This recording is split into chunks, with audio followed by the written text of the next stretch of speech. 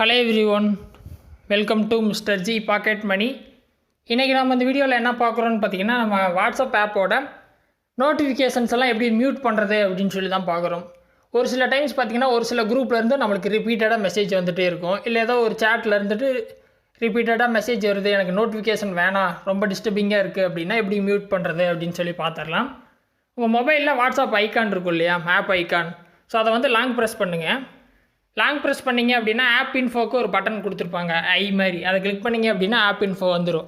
இதை நீங்கள் இப்படியும் ஓப்பன் பண்ணிக்கலாம், இல்லை செட்டிங்ஸில் போனீங்க அப்படின்னா ஆப்ஸ் இருக்கும், அதில் போயிட்டு வாட்ஸ்அப்பை கிளிக் பண்ணி கூட நீங்கள் ஆப் இன்ஃபோ வந்துக்கலாம். ஸோ 2 வே இருக்குது. இது ரொம்ப சிம்பிளாக இருக்கும்.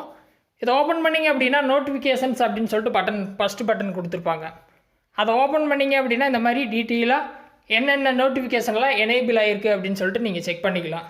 இதில் ஏதாவது ஒரு நோட்டிஃபிகேஷன் உங்களுக்கு வேணாம் அப்படின்னா அந்த டிக் மார்க் இருக்கும், டச் பண்ணிங்க அப்படின்னா அது அன்டிக் ஆகிரும். அந்த நோட்டிஃபிகேஷன்லாம் இனிமேல் வராது.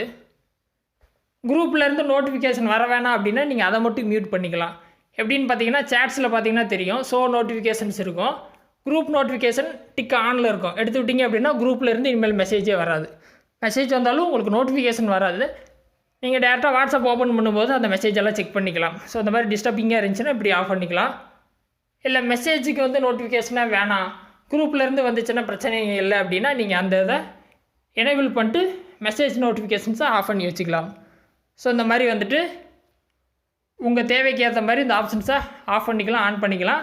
மொத்தமாகவே எனக்கு வாட்ஸ்அப்பே பிடிக்கல, நோட்டிஃபிகேஷனே வேணாம் அப்படின்னா மேலே பார்த்தீங்கன்னா டேரெக்டாக ஷோ நோட்டிஃபிகேஷன்ஸ்னு ஒரு பெரிய பட்டன் இருக்கும், அதை ஆஃப் பண்ணிட்டீங்க அப்படின்னா மொத்தமாக க்ளோஸ், எந்த நோட்டிஃபிகேஷனும் வராது.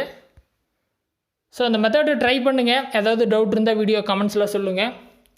வேறு எது டாபிக்ஸில் வீடியோ வேணும்னாலும் கமெண்ட்ஸில் சொல்லுங்கள், நான் போஸ்ட் பண்ணுறேன். ஃபஸ்ட் டைம் சேனல் வந்திருந்தால் சப்ஸ்கிரைப் பண்ணி சப்போர்ட் பண்ணுங்கள். இன்னொரு யூஸ்ஃபுல்லான வீடியோவில் உங்களை நாளைக்கு சந்திக்கிறேன். நன்றி, வணக்கம்.